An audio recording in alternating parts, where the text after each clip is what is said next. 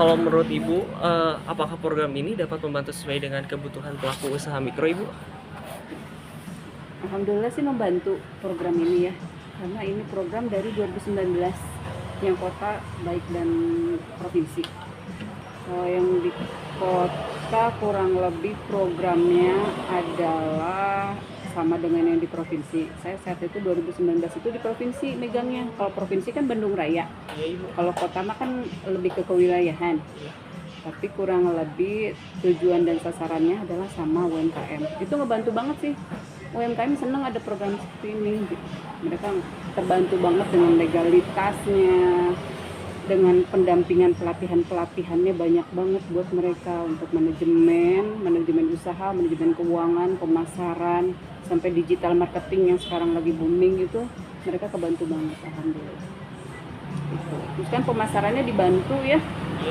Kalau yang di Diskop Kota ini ada Salapak namanya yang di samping Horizon.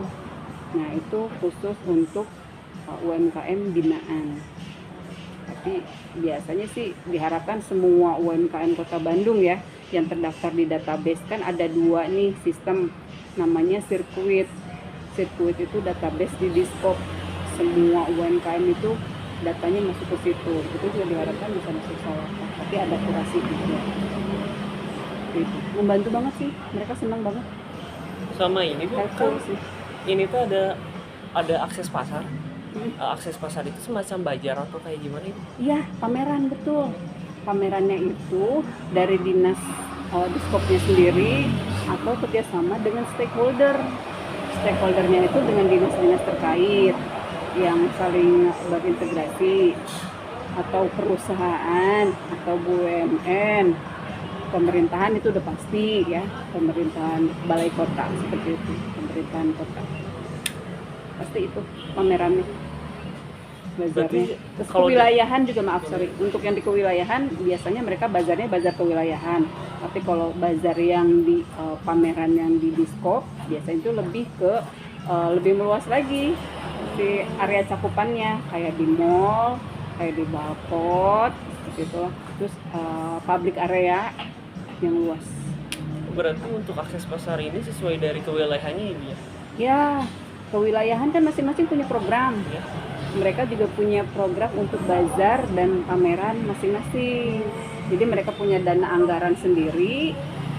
Jadi UMKM yang jadi dari dampingan kami bisa ikut yang di kewilayahan, program kewilayahan bazarnya, atau yang di Diskop dengan ruang lingkup yang lebih luas, public areanya, public service-nya. Kalau untuk bazar gitu sering nggak, Ibu? Sering alhamdulillah. Tapi kalau untuk skala sebetulnya kalau skala nasional belum ya, setahu saya belum. Tapi kalau Diskop yang provinsi itu skalanya nasional. Sama ini, Bu, kalau misalnya dari UMKM pelaku UMKM dari wilayah yang lain masuk ke bazar dari wilayah lain, itu bisa nggak, Ibu? Nggak bisa lintas. Oh, nggak bisa lintas? Nggak bisa lintas kewilayahan. Kayak misalkan dampingan aku ke Tulungagung mau ikut pameran di Kecamatan Kiara Condong, secara hukum kewilayahan seharusnya nggak boleh ya. Tapi ya itu gimana mereka sih. Tapi menurutku ya kita jaga adab aja ya. Mereka kan juga punya wilayah untuk pemasaran mereka sendiri dan juga program mereka sendiri gitu. Kalau kita tiba-tiba ikut masuk ke wilayah tersebut kan kayaknya kurang etika ya. Lebih ke etika sih kalau menurut aku. Kalau misalnya dari akses bazar sama program yang tadi, Bu, apakah ada kendala, Ibu, ketika pelaksanaannya? Nggak ada, alhamdulillah lancar. Baik di kewilayahan yang aku dengar semuanya lancar, dan juga Diskop.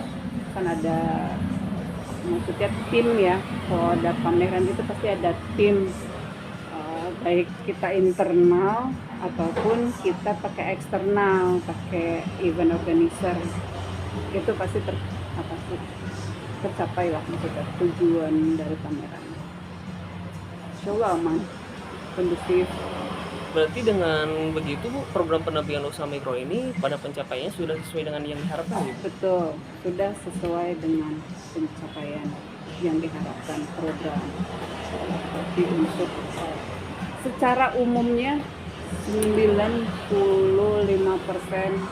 sesuai dengan program. Dan kondisi di lapangan ada yang lebih ke kurang aktif sih. Jadi dia kurang aktif si pelaku usahanya ya. Jadi programnya sudah sangat bagus, hanya perlu dukungan dari pelaku usahanya yang ayo saya mau maju dan saya mau berkembang dan saya terbantukan dengan program ini. Itu kayak gitu sih. Berarti terhambatnya dari pelaku usaha juga Pelaku ya? usahanya sendiri yang dia mindset dan kemauannya, dia ada kemauan tidak. Sama ini Bu, kan saya juga pernah lihat dari Lakip, emang dari kebanyakan dari hambatannya itu dari ini Bu, SDM dari pelaku usahanya. Iya, pelaku usahanya sendiri. Iya. Karena kan manusia ya, Iya. kita tidak bisa mengontrol manusia gitu loh. Mereka punya karakter masing-masing.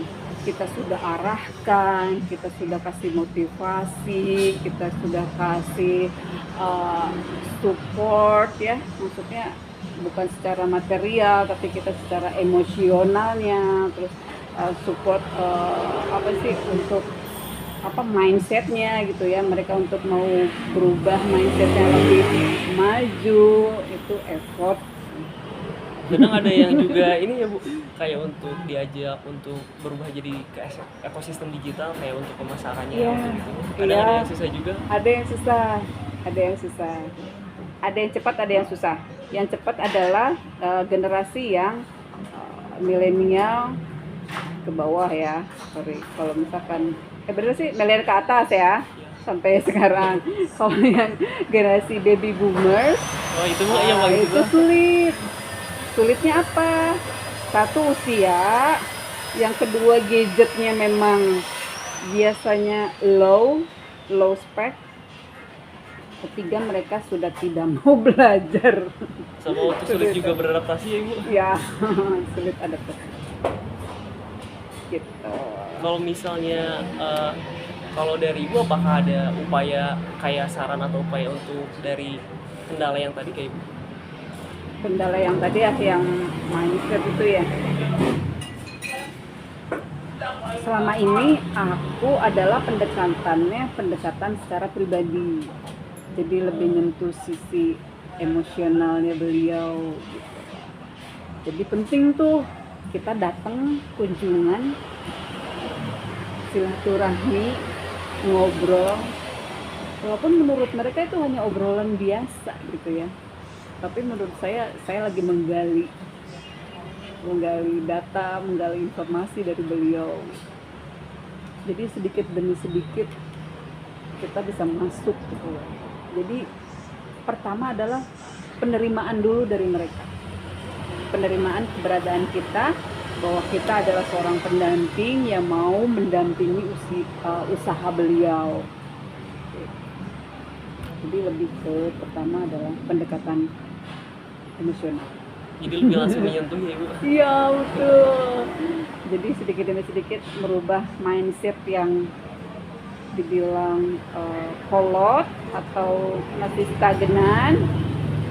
Kita dikit-dikit. Cuman merubah mindset itu kadang susah Ibu, untuk Ya. dari itu harus ada dari apa ya, kesiapan dari dari orangnya sendiri, Betul. kayak kemauan untuk berubah. Itu dia. Betul. Itu tergantung lagi dari pelaku usahanya, apakah dia mau merubah dirinya sendiri atau tidak. Karena kewajiban kita sudah dilaksanakan bahwa kita adalah seorang pendamping, seorang konsultan yang mau membantu beliau. Jadi keputusan yang mereka mau terbantukan atau mereka mau berubah dari titik 0 ke titik 1 misalkan, itu kan keputusan beliau gitu. Gitu ya Fari ya, Ya Ibu. paham kan?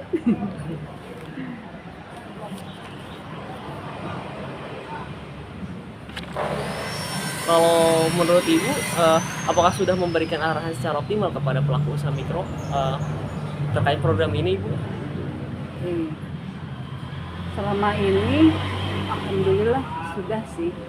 Saya mengarahkan sesuai dengan instruksi yang memang harus dijalankan, gitu. Sesuai dengan tahapan yang memang harus dijalankan.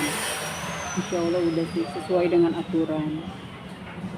Karena takut ya menyalahi aturan itu adalah lebih ke diri sendiri, tanggung jawab secara moral gitu. Saya adalah pekerja yang dibayar oleh orang lain. Saya harus bertanggung jawab dengan pekerjaan saya harus mengemban amanah yang diberikan dari yang memberikan amanah, seperti itu. Insya Allah. Kalau ini Bu, kalau Ibu menggunakan metode sosialisasi yang digunakan mengenai program ini, bagaimana Ibu? Metode sosialisasinya saya sebutkan ada 2 tadi. Itu adalah pendekatan pribadi dan juga pendekatan kelompok. Si metodenya, saya nyebutnya metode pendampingan. Kalau secara pribadi yang disebutkan tadi kurang lebihnya sudah paham ya. Pendekatan pribadi itu lebih ke emosional, menyentuh emosional mereka, dan juga lebih private. Mereka lebih leluasa mengungkapin apa kendala terdalam dari usaha mereka. Sedangkan untuk di kelompok itu lebih umum lagi, disebutnya tematik. Pertemuannya adalah tematik. Jadi saya ada konsep pelatihan. Contoh, saya sosialisasi awalnya, sosialisasi pendampingan UMKM di Kecamatan Batu Nunggal. Itu saya mengundang semua dampingan saya tuh 35. Semuanya wajib hadir karena saat itu pertama silaturahmi, kita harus kenal ya. Yang kedua, produknya mereka apa, kita juga harus tahu. Terus yang ketiga, mereka harus tahu nih, ini program apa, dari dinas apa, seperti itu. Programnya seperti apa, jangka waktunya apa, dan nanti hasilnya apa yang diharapkan, seperti itu. Itu sosialisasi. Selanjutnya, kalau yang untuk kelompok itu, kami ada tematik disebutkan tadi, pelatihan tematik. Itu sesuai kebutuhan. Teman-teman usaha, pelaku usaha butuhnya apa? Apakah pelatihan keuangan, mereka butuh di pencatatan keuangan usaha mereka, ataukah di SDM-nya, ataukah di manajemen operasionalnya, ataukah di kemasan.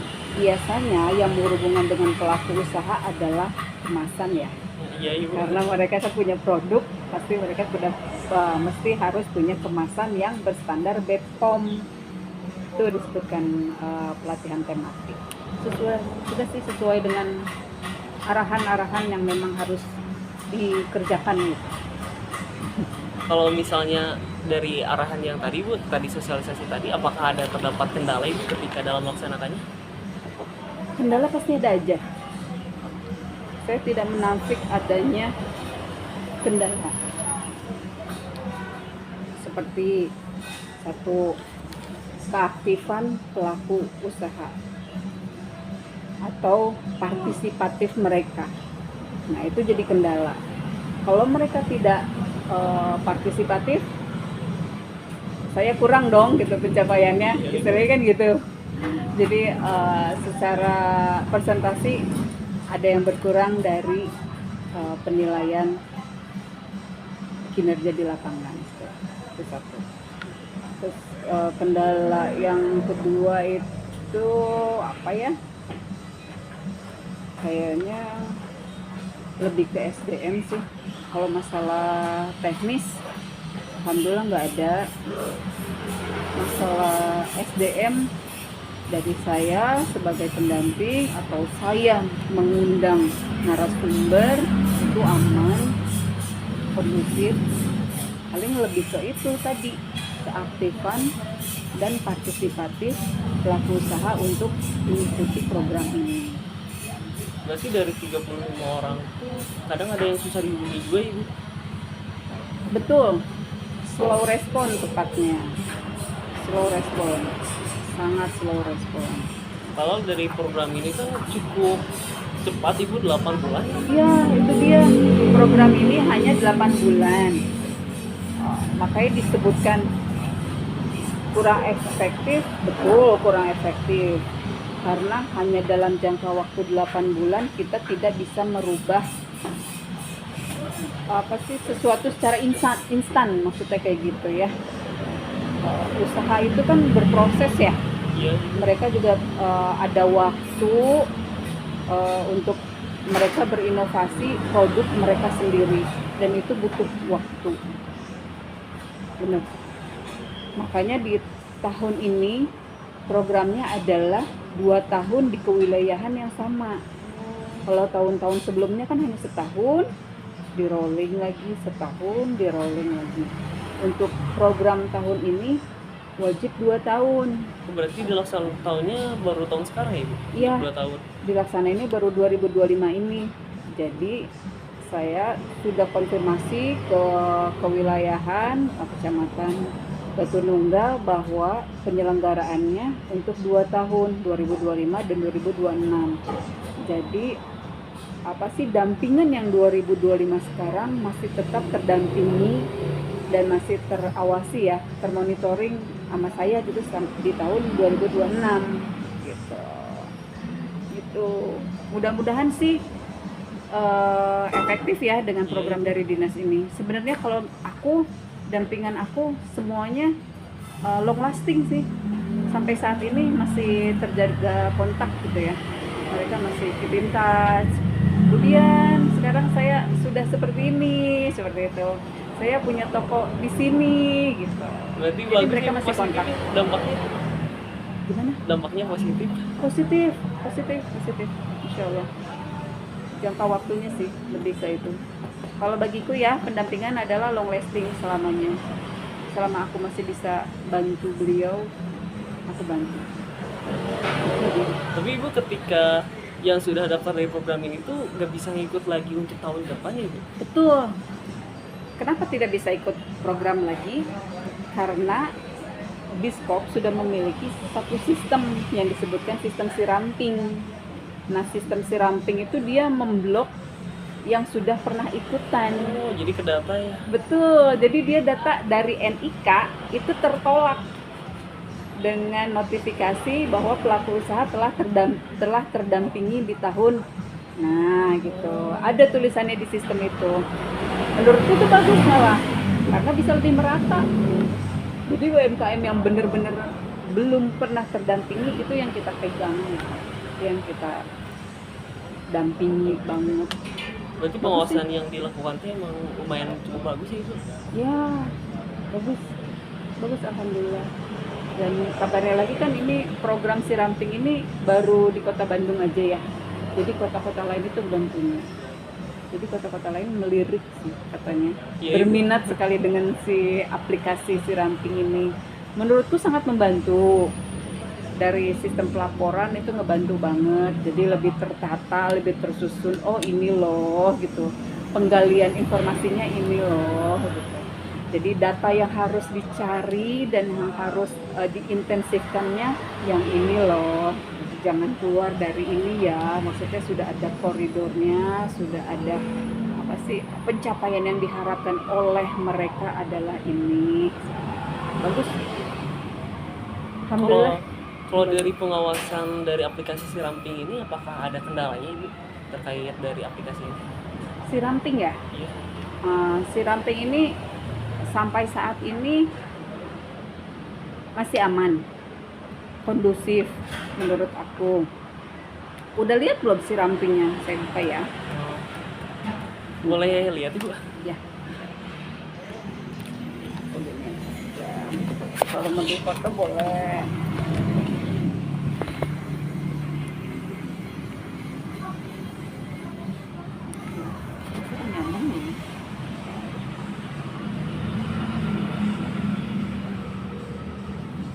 Nah, tampilannya seperti ini awalnya. Oke. Ya. Ini dashboard, langsung ke aku. 35 dampingan. Di sini kami harus membahas bisnis model kanvas dari 35 pelaku usaha. Di sini ada kriteria manajemen by objektif dari 35 pelaku usaha. Kalau ini evaluasi kinerja ini dari Diskop ya. Gitu. Kita bahas ya. Oh ini Bu, kalau misalnya dari bisnis modal Canva ini teh untuk keseluruhan dari 35 atau dari urgensinya? 35 pelaku 35 usaha. pelaku Jadi usaha. saya punya 35 BMC. Oh jadi nggak sesuai urgensinya ya berarti? Enggak. Karena BMC itu kan hanya 9 kotak ya. 9 kriteria. Kalau MBO ini kita punya kriteria, ada indikator disebutkan. Apa indikatornya? Itu adalah sesuai dengan pelaku usaha butuhkan. Jadi pelaku usaha itu dia ada masalah apa di dalam usahanya, ada indikator-indikatornya. Jadi ada 9 yang kami kelola, ada 9 indikator dari mereka. Jadi paling banyak itu adalah ternyata SDM. Masya Allah. Jadi paling banyak ya Bu. Saya pikir keuangan ya, karena mereka banyak keuangan. Tapi Ternyata 37, Masya Allah. Saya baru lihat nih, karena baru malam kan generate aku. emang banyak ini sih Bu, kalau misalnya dari pelaku usaha itu banyak masalahnya itu dari manajemen nih Bu. Iya. MSDM. MSDM, kita punya MSDM, ada manajemen operasional mereka, ada pemasaran, teknologinya, legalitasnya udah berkurang, alhamdulillah. Manajemen keuangannya berkurang, produksi ya, susul inovasi dan pengembangan produk nih ini ke mereka.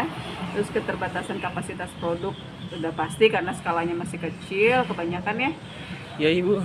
Kemitraan bisnis mereka banyak dulu juga sebenarnya sini.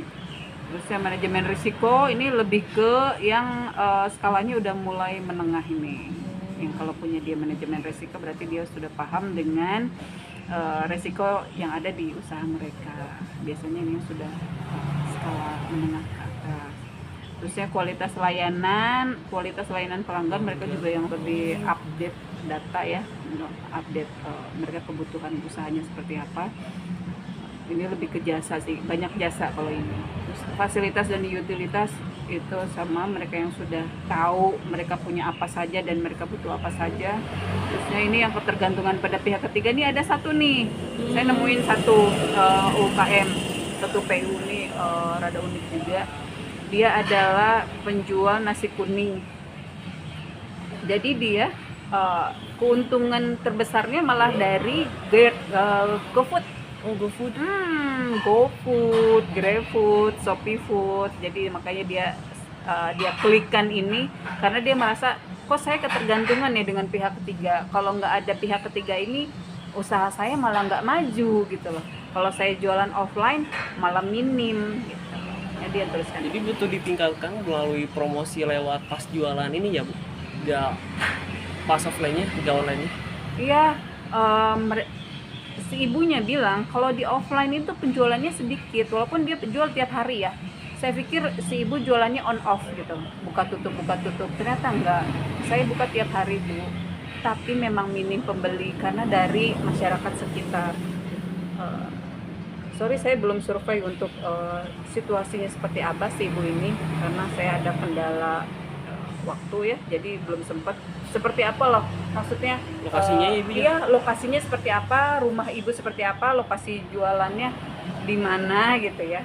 Kadang itu Ibunya bilang di juga rumah. bisa disebabkan karena kurangnya strategis dari lokasinya ya Bu. Iya betul, banyak masuk gang tikus gitu, maaf ya. Jadi seperti itu kayaknya sih gitu. Mereka ngomongnya karena yang beli hanya tetangga sekitar, jadi hanya sedikit, makanya dia sangat ketergantungan dengan ini. Itu sih. Tapi bagus sih Bu, dari permasalahannya, dari yang ininya Mm-mm. manajemen resikonya sedikit juga. Iya, manajemen risiko sedikit banget. Ini ada 4 PU ya, rata-rata yang sudah paham usaha mereka ini, makanya mereka mikir sampai saya punya butuh manajemen risiko seperti apa. Berarti kalau misalnya manajemen sumber permasalahan dari manajemen sumber daya manusia mah berarti dari permasalahannya itu dari penambahan SDM. SDM ya berarti.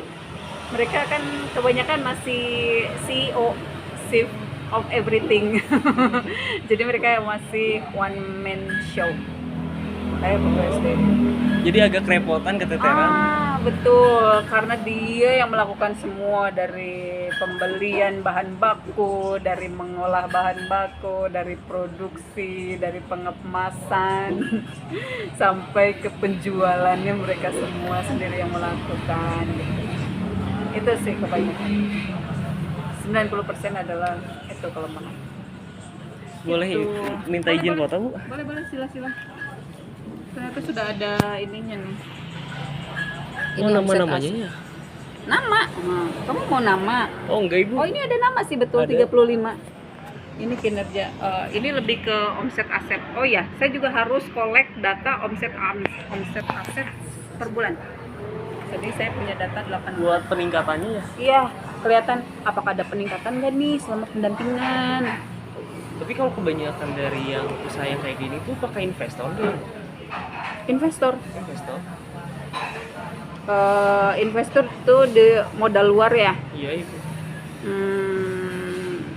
Yang saya tanya sih mereka malah belum ya, kecuali ada satu yang berbentuk PT dan satu CV, itu bisa jadi ada investornya gitu, ada investor di dalamnya. Saya belum gali itu sih, apakah mereka punya investor yang memang menanamkan sahamnya di perusahaan beliau. Nanti saya gali lagi. Dari usaha apa itu tuh? Kalau misalnya apa namanya teh? Apa tuh? Bukan freelance, namanya teh apa ya? Magang. Bukan, Ibu, yang kalau Apa buat misalnya SDM? Misalnya teh beli apa ya? Beli gerobak di yang udah bikin usaha. Contohnya ST. Franchise. Nah, franchise, Ibu. Nggak boleh. Nggak boleh. Jadi harus yang usaha pure produksi. Mereka harus produksi real usaha mereka sendiri. Nggak boleh franchise, nggak boleh reseller, dan udah ya, 2 itu sih. Berarti dari legalitas usahanya juga ya? Jadi dari NIB-nya ketahuan tuh. Kalau NIB-nya franchise, kami nggak nerima sih. Jadi misalkan ada PU ini ya, dia udah punya apa sih, teh Indonesia misalkan ya, atau teh apa sih, yang teh-tehan gitu yang lagi rame, teh Nusantara, franchise kan, walaupun dia punya banyak cabang gitu, nggak bisa. Soalnya itu mah udah jadi ya. Iya, karena itu mah Juga mau dikembangin, Iya. mau dikembangin juga. dia punya induknya yang di sana, yang berusaha adalah yang intinya gitu. Jadi bukan beliaunya. Jadi pure harus mereka produksi, nggak bisa yang non produksi. Kalau Jasa di sini bisa sih. Oh, jasa bisa. Mereka jasa menerima UMKM ini. Aku di sini ada jasa 2. Jasa apa, Ibu? Jasa penerbitan, pembuatan buku. Oh, pembuatan. Kalau perlu boleh ke si bapak itu, nanti aku hubungin. Satu lagi apa ya? Furnitur mah pasti ada ininya ya. Ada barangnya kalau furnitur. Iya, Ibu. Satu sih, itu aja deh jasa. Kalau dari ini Oh maaf, goodie bag. goodie bag. Souvenir. Oh. Tapi dia ada produknya juga ya. Ada produknya. Tapi kan dia maksudnya bukan produk saya sendiri gini loh. Ini merek saya gitu. Kalau souvenir kan orang lain ya, pihak ketiga yang Bisa memesan jadi gitu. distributor ya, Bu? Gitu. Iya, itu bisa dimasukin jasa sih kalau menurut aku. Kalau misalnya pembuatan dari kartu undangan itu bisa masuk ke jasa atau bisa Ya, jasa. Oh, jasa ya. Jasa. Tapi bisa masuk ke sini, Bu? Bisa masuk. Namanya percetakan digital printing itu. Iya, ada 2, sorry. Dua. Sama ini, Bu, apakah peserta program dapat menjalankan program sesuai dengan prosedur yang ditetapkan? Ya, sudah sesuai. Itu lagi, balik lagi ke keaktifan mereka. Tapi selama kita mengarahkan mereka mau sih sesuai dengan prosedural. Nggak ada yang nego. Berarti melalui dari tadi itu banyak juga ibu hambatan dari pelaksanaan melalui dari SDM-nya. Mm. Hambatannya lebih ke SDM pelaku usaha ya, maksudnya pelaku usaha itu sendiri, lebih ke itu. Yang pertama adalah mindsetnya, dari mindset mereka dulu, mereka mau maju nggak, gitu. Mereka mau didampingi nggak, gitu. Mereka mau support nggak dengan program ini gitu ya. Intinya sih lebih mereka mau untuk mengembangkan usaha mereka sendiri.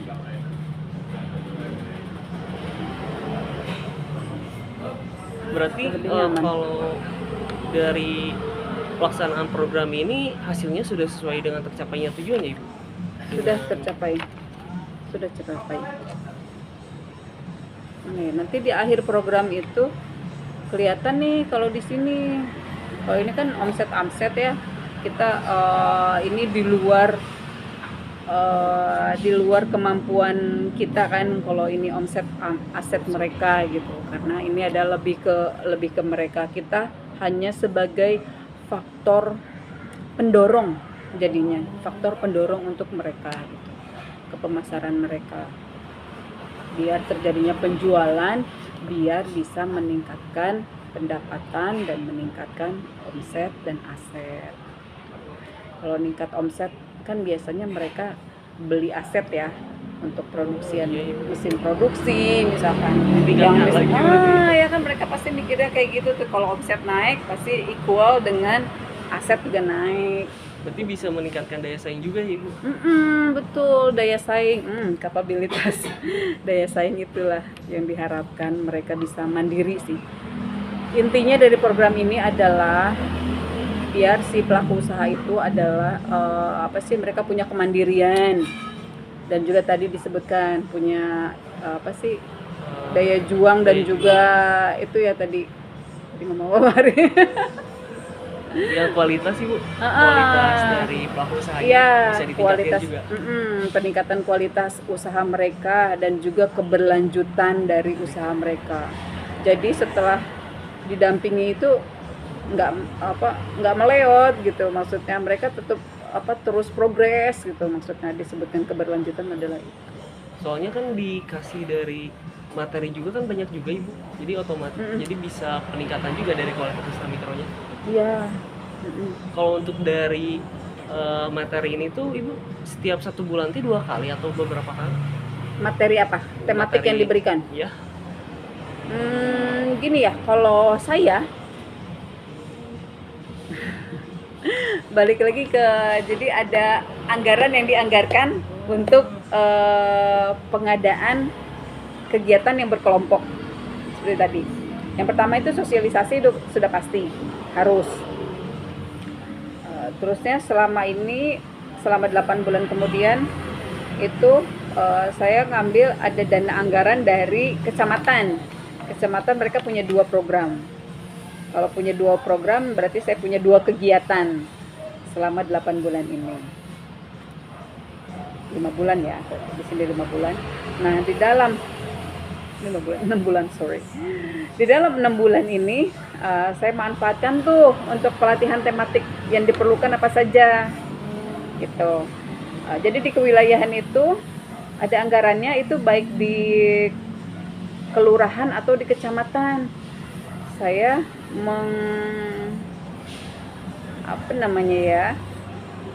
memanfaatkan dari program mereka juga. Jadi saya support dengan program mereka juga gitu. Itu 2 dari kecamatan yang saya tahu. Terus 1 dari kelurahan Kebon Gedang, nanti berhubungannya dengan pelatihan pastry, itu sudah pasti, namanya Musrenbang. Usulan pengembangan untuk UMKM, karena sasarannya adalah UMKM kan ya, kalau ke Diskop gitu. Jadi pelatihan pastry itu baru kemarin rapat. Terusnya pelatihannya lagi seharusnya digital marketing. Kemarin saya ngadain digital marketing tersendiri. Terusnya yang bulan ke-8 ini adalah sekaligus penutupan program, itu pasti ada lagi.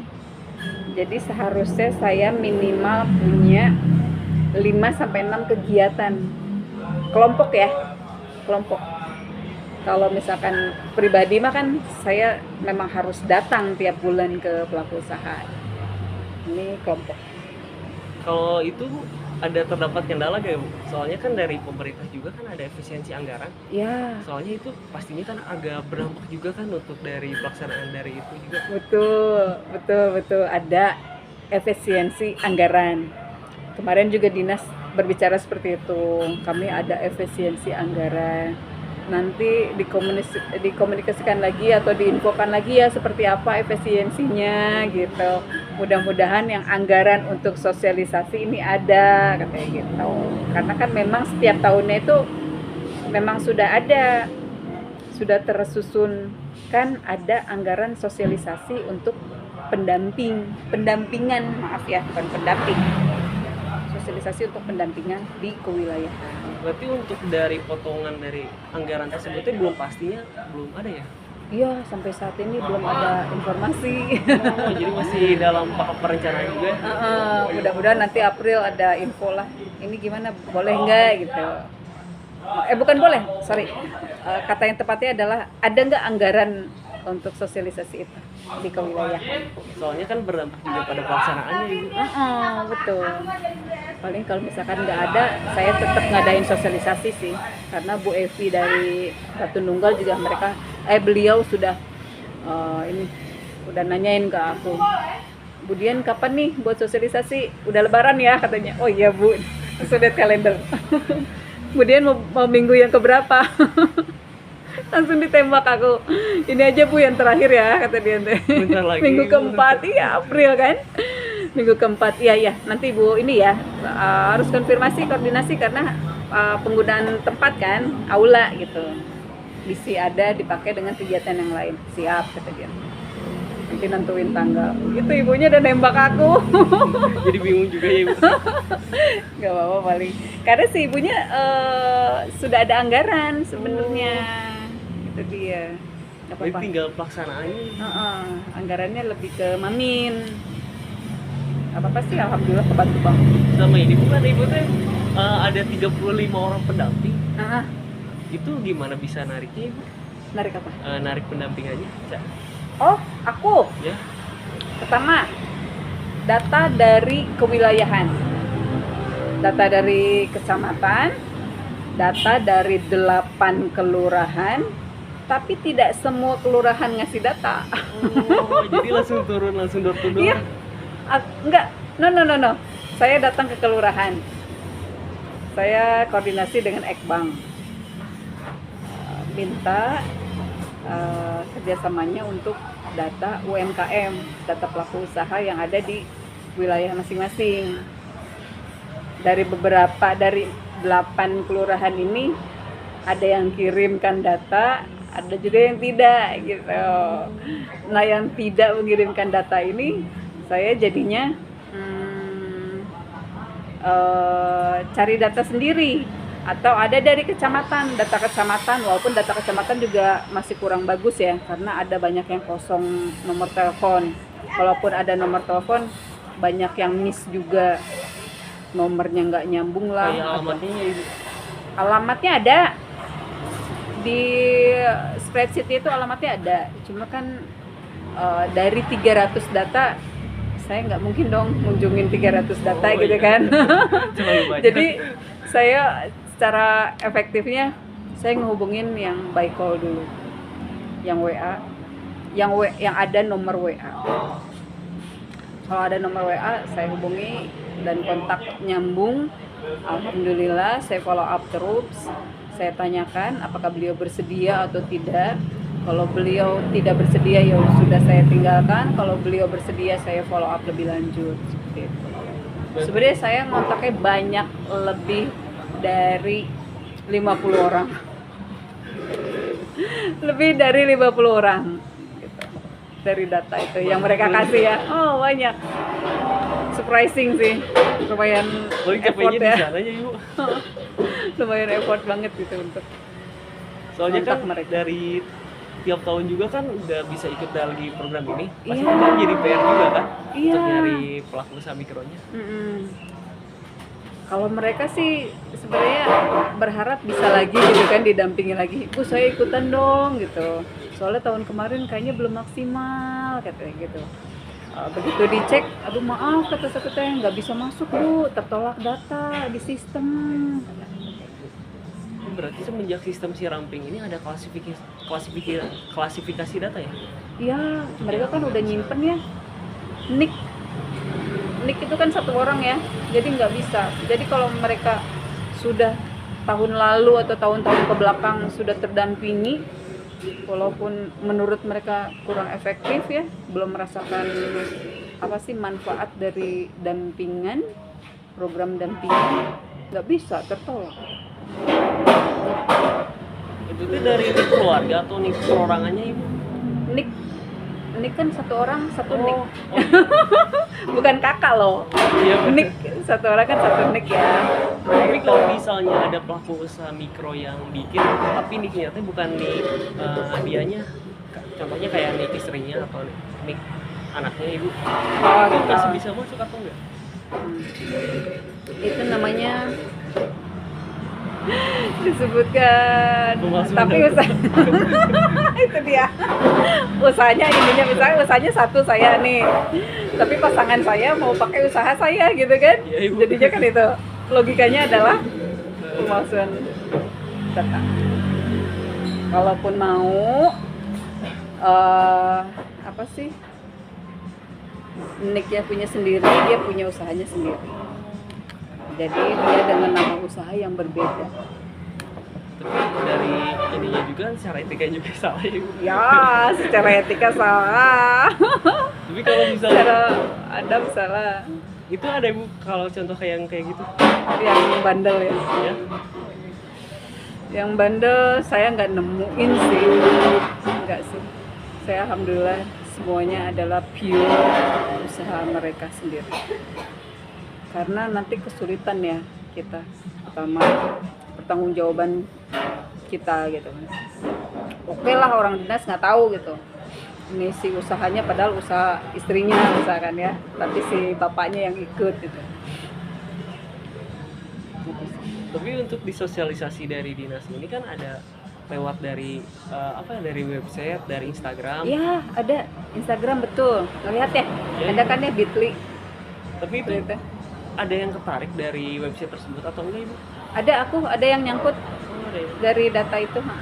Berarti lebih ke Ibu narik sendiri dari pelaku usaha mikro ya daripada dari website tersebut. Untuk tahun ini aku lebih banyak data dari aku sendiri. Kalau data dari website belum. Berarti beberapa. pemasaran dari dinas untuk memasarkan program ini agak kurang ya berarti di sana. Saya sebutkan kurang kenapa? Karena dari jangka waktu. Kalau untuk penarikan apa namanya disebutnya, peserta, pendaftaran peserta, itu minimal 1 bulan, minimal 2 bulan ya, 2 bulan sebelum program itu si link itu harus sudah tersebar gitu. Jadi pesertanya makin banyak. Kalau kemarin yang saya baca itu kan mendadak ya, Iya, terlalu Ibu, sebentar. Terlalu sebentar pas dicek juga.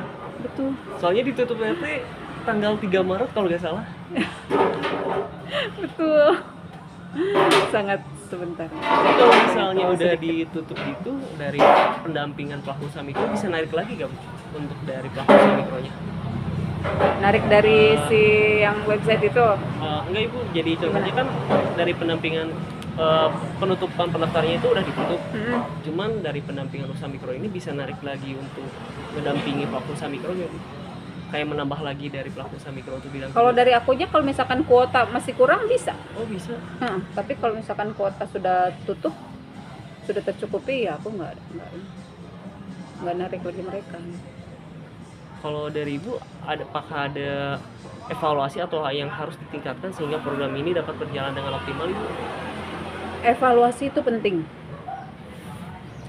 Karena setiap kegiatan itu pasti ada perencanaan, ada pengerjaannya, proses pengerjaannya, proses kegiatannya, pelaksanaannya disebutnya ya, dan juga akhirnya adalah monitoring evaluasi. Itu penting banget. Kenapa? Karena kita harus tahu tuh pekerjaan kita yang kemarin ada hasilnya nggak, signifikan nggak gitu, sesuai nggak dengan pencapaian yang diharapkan oleh dinas. Evaluasinya itu sesuai nggak dengan pencapaian yang diharapkan oleh pemerintah. Seperti itu kan, harapannya adalah mereka maju ya. Iya Ibu. Hmm. Berarti Penting.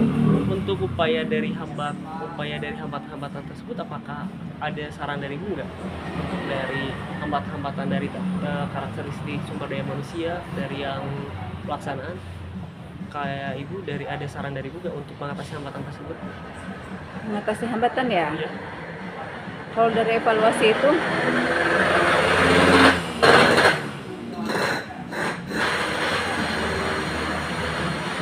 jadi kayak ya. Evaluasi itu yang kemarin itu aku ya, tahun kemarin itu evaluasinya ada beberapa PR buat aku. Yang pertama ke follow up legalitas mereka, karena legalitas kan panjang ya pengurusannya Iya, gitu. Itu masih PR legalitas. Terusnya kalau yang lainnya kemasan. Oh iya, ada beberapa PU yang ada fasilitasi kemasan. Nah itu jadi PR buat aku. Ada juga yang belum tersampaikan ke PU-nya. Itu evaluasi aku. Terusnya apa ya, penyerahan sertifikat, karena kan di akhir program ini kan ada sertifikat nih buat pelaku usaha. Saya harus distribusi itu kasihin lagi ke mereka gitu, karena kan baru dikasih nih si sertifikatnya dari dinas, nih tolong distribusikan, kasih ke pelaku usaha yang kamu dampingi tahun 2024 gitu. Terus sih evaluasinya paling nanti kalau misalkan aku ada bertemu dengan mereka, saya tanya lagi, Bu gimana perkembangannya gitu, Ibu gimana usahanya, kayak gitu. Untuk sertifikatnya berarti sertifikat pelatihan ya Bu ya? Bukan, sertifikat pendampingan Pendampingan. usaha. Punten ya, aku di sini nggak apa-apa. Oh iya, nggak apa-apa. Aman nggak? Mangga. Mau setting tempat ya? Iya, mau setting, tapi nggak apa-apa. Sampai jam berapa kira-kira? Beres sih kita. Oh ya udah, apa kalau Ya, silahkan. Fari masih panjang? Udah beres sih Bu. Soalnya tadi itu pertanyaan terakhir. Oh terakhir, oke. Sama Ibu yang Sakedap, Ibu tahu terkait program ini nggak Ibu? Iya. Yang legalitas usaha Ibu yang NIB? NIB, Iya. NIB yang terhadap itu tuh yang aplikasi dari BPMTSP ya Ibu? DPTSP. Iya. Iya, itu mah bukan program kami ya. Sekedap adalah singkatan dari sistem Oh, berarti itu bukan sistem dari pelayanan kependudukan. Jadi adalah sistem dari kependudukan, bukan dinas koperasi, yang mempermudah masyarakat akses perizinan ya, drive thru. Bukan di DPM PTSP, tapi layanan ininya baru di kabupaten tuh, kecamatannya juga baru. Contoh ya ini MPP, PTSP, BPMTSP. bukan di Sport. Soalnya yang di dinas DPMTSP itu tadinya mau cari Bu, mau yang sama Ibu terkait dari Sakedap. Oh gitu. Aku malah nggak punya wewenang untuk berbicara ini. Soalnya bukan dari kewenangannya ya Ibu. Iya, aku nggak ada wewenang untuk wilayah mereka, untuk apa sih perizinan ya. Kalau saya masih support untuk mereka menunjukkan informasi